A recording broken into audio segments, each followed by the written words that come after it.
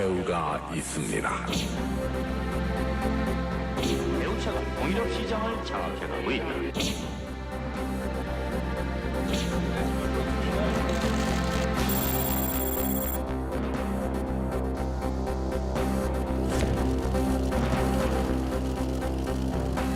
억울함도 있고 비속함도 분노도 없지 않았지만은 되돌릴 수 없는 과거이기 때문에 감수하려고 했습니다.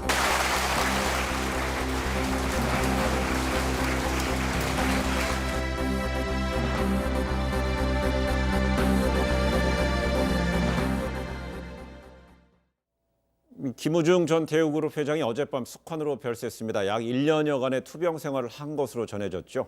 이 만 30살의 대우를 창업하고 세계 경영이라는 모토를 내세워서 재계 2위까지 올랐던 산업화의 산 증인이었던 김우중 전 대표, 전 회장. 이제 그의 발자취에 대해서는 다양한 해석이 있습니다. 이웅혁 건국대 교수, 최단비 변호사와 좀 이야기 나누겠습니다. 두 분 어서 오십시오. 안녕하세요.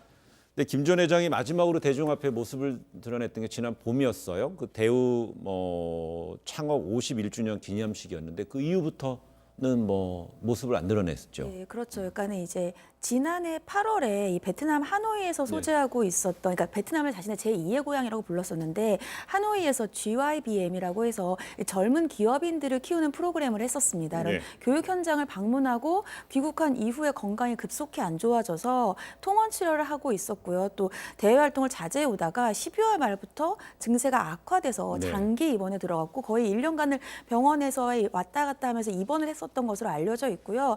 폐렴을 앓았던 것으로 현재 지금 알려져 네. 있습니다. 말씀하신 것처럼 마지막 공개석상의 모습을 드러낸 게 지난해 3월이었던 이 대우 창업 51주년 기념 행사였는데요.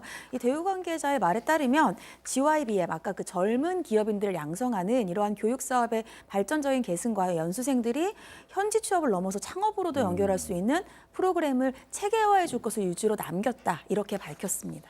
단순하게 취업이 아니고 창업까지 지원해주는 프로그램이라는 거죠. 네. 그런데 보면은 이제 30살의 대우 실업을 이제 세웠고요. 이제 83세이기 때문에 60여 년 넘게 경영 그다음에 후학 양성에 나섰다는 거잖아요. 네.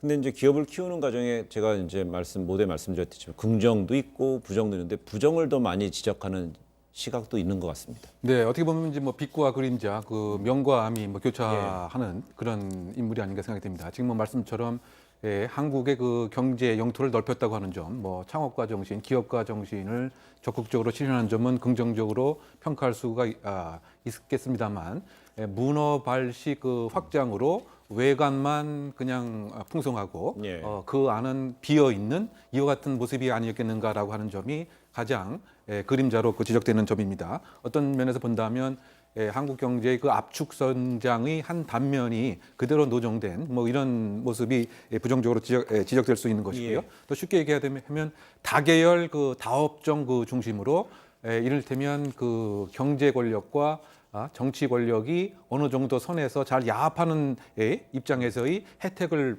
봤다고 하는 점이 가장 부정적인 평가 같습니다. 그것이 그대로 투영된 것이 예. 그 분식 회계를 무려 40조 이상씩 그 김 회장이 직접적으로 지시를 하고 예. 이랬다는 그 점은 세계 경영의 그 모토를 내세운 것과 걸맞지 않는 그런 점에서는 좀 부정적인 면으로 지적되고 있다고 보입니다. 그러니까 결국은 이제 규모만 키우고요. 재정 건전성 부분은 악화시켰기 때문에 1998년 외환 위기 이후에 못 버티고 결국 이제 그룹의 해체에 직면하게 되는 건데 특히 해외에서 남다른 이제 영업 수완을 발휘하면서 특히 이제 박정희 정권 시절부터 시작해서 전두환 노태우 군사 정권에 이르러서 유독 특혜를 많이 받은 기업이다라고 지목이 됐죠. 네, 그렇습니다. 어떻게 본다면 그 산업화의 예. 긍정적인 측면도 있지만 어떻게 본다면 그 정치 권력에 적극적으로 또는 상당히 유연하게 공생하고 기생한 것은 아니냐 이런 부정적 평가도 함께 분명히 있습니다. 특히 그 박정희 대통령과 그 관련돼서는 나름대로 각별한 인연도 있었던 것 같은데 예. 예를 들면 김우중 그 회장의 그 부친께서 대구 사범의 은사로서 그 박정희 대통령과 관련이 있기 때문에 이것을 안 다음부터는 더 각별하게 지냈다.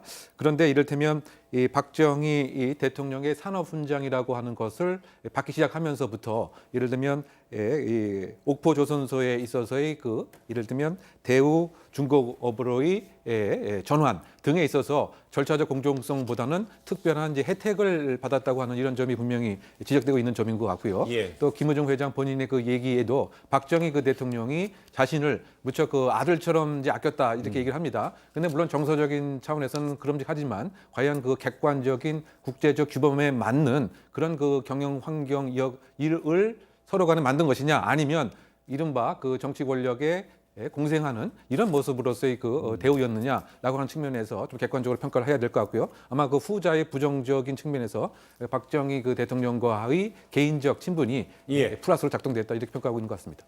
보면은 지금 오늘 이제 국가 내년 예산이 뭐 500조 원이 넘는데요. 그 당시에 이제 대우그룹이 해체될 당시에 그 우리 국가 뭐 예산이 80조 원인데 그 대우의 부채 규모가 거의 버금 같잖아요. 네, 부채가 60조였습니다. 예. 그러니까 사실은 이 IMF 외환위기 때 한때 재계 2위까지도 했었는데 대우그룹이 정말 순식간에 허망한 결말을 맞았는데요. 그때 당시에 이제 문제점으로 지목된 게 너무 과잉 투자를 했던 차입 경영 그리고 외형에 치중하느라 구조 조정이 너무 늦었다 이런 문제점이 예. 지적이 됐어요. 결국은 1998년 12월에 처음에 계열사를 10개로 감축하는 구조 조정안을 발표를 하면서 쇠락의 길을 시작을 해서 이듬해 8월에 12개 주요 계열사가 워크아웃을 했고요. 이때 이제 큰 기업 망하지 않는다 이런 예. 대마불사 법칙이 이때부터 깨졌다 이런 이제 지적들이 나오고 있고 마지막으로 이 41개 계열사를 4개 업종 10개 회사까지도 줄이겠다 이러한 정말 극악의 그 구조조정 방안도 발표를 했지만 결국 99년 8월에 워크아웃이 모든 계열사가 되면서 해체가 됐었죠. 근데 이렇게 그룹이 해체된 것만으로 끝난 게 아니었습니다. 말씀하신 것처럼 2000년에 수십조 원의 규모의 분식회계가 발견이 됐어요. 네. 그러면서 대우그룹이 회생불능 상태됐고요. 결국 이 분식회계로 이 김 전 회장 같은 경우에는 항소심에서는 징역 8년 6월 그리고 추징금 17조 9,253억 원. 이렇게. 추징금이요? 네, 추징금 17조 9,253억 원. 거의 뭐 역사상 최고였다. 이런 이제 평가까지 받으면서 대법원에서 형이 확정이 됐습니다. 근데 이제 추징금 17조 원을 이제 맞았는데 낸 거는 없잖아요. 네, 그렇죠. 예. 근데 김우중 전 대우그룹 회장이 지난 2014년입니다. 2014년 대우그룹 워크아웃 이 15주년을 맞아서 열린 대우 특별 포럼에서 이 김대중 정부 시절 추진됐던 대우그룹 해체에 대한 이 좀 해묵은 소회를 밝히기도 했습니다. 들어보시겠습니다. 억울함도 있고 비도감도 분노도 없지 않았지만은 되돌릴 수 없는 과거이기 때문에 감수하려고 했습니다.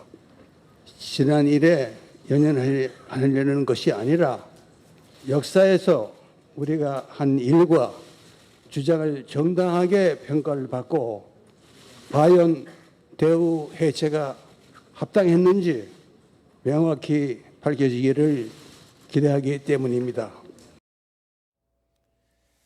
예, 이러면서 이제 김우중 전 회장은요, 그 그룹의 워크아웃 그다음에 이제 그 해체의 어떤 과정을 거치면서 그 뒤부터 이제 주로 베트남 등 동남아시아를 이제 어떻게 보면 돌아다니고 전전하는 거로 되는데요.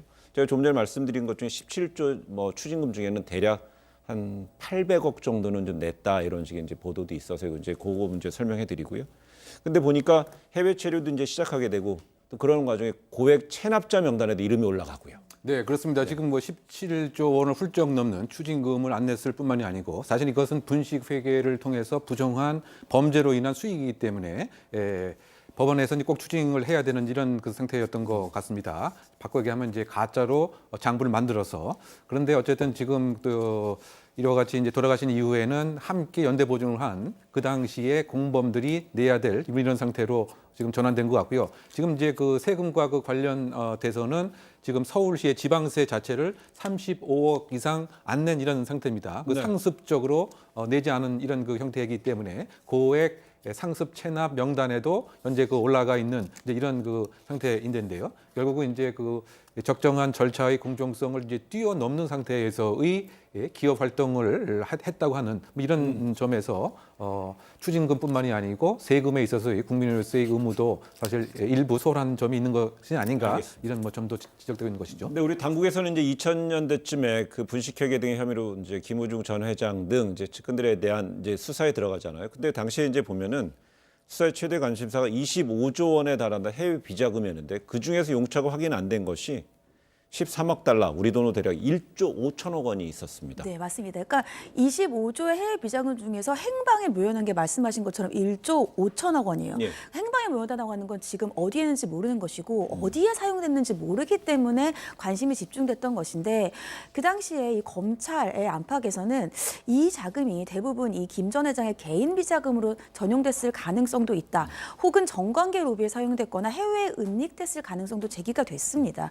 왜냐하면 그 당시에 이 김우중 회장 같은 경우에는 이 비자금의 규모도 너무 크지만 정관계 인맥이 굉장히 폭넓었어요. 예를 들자고 한다면 뭐 박정희 대통령, 전두환 대통령뿐만이 아니라 그 이후에 김영삼, 김대중 대통령과도 이제 여러 가지 네트워크가 있었고요. 또 사업 스타일이 워낙 이렇게 좀 거침이 없었기 때문에 이런 것들 때문에 혹시 이러한 로비가 있는 게 아니냐 이러한 추측들이 있었습니다. 근데 그 이후에 이제 검찰이 수사를 시작을 했고요. 수사를 하고 나서 가장 먼저 발표한 게 김우중 회장의 해외 도피가 김대중 대통령을 비롯한 정부와는 아무 상관이 없다. 이렇게 정부의 관련성을 일축을 하면서 수사를 시작을 했고 결국 수사가 다 끝났는데도 정관계 로비, 비자금 내역은 드러나지 않았습니다. 그렇기 때문에 그 당시에 이렇게 이 김우중 전 회장의 개인적인 그 회사와 관련된 분식회계와 그 개업 비리에만 관련돼서 수사가 되었고 결국은 기소가 됐기 때문에 그 당시 검찰이 정관계 로비와 관련되어서는 물증이 없었다. 그래서 수사라는 것이 굉장히 어렵다. 이렇게 입장을 반복했던 적이 있었습니다. 또한 이 분식회계 등으로 인해서 피해본 그 일반 시민들이 애꿎은 시민들이 수십만 명이잖아요. 그래서 많은 분들이 피눈물을 흘렸다. 이런 지적이 많았어요. 지금까지도 계속 피눈물을 흘리고 계시다고 그러고. 가장 직접적인 피해자들이었죠. 그러니까 가장 직접적인 피해자들이라고 하는 것은 말씀하신 것처럼 대우그룹 상장 계열사의 소액주주들. 왜냐하면 대우그룹이 그 당시에는 뭐 대주주나 기관 투자자의 지분이 없었고요. 90% 이상의 소액주주였거든요. 가장 직접적인 피해자라고 볼 수 있고 또 그분들 이외에도 구조조정을 당했던 대우그룹의 노동자들도 피해자라고 볼 수 있습니다.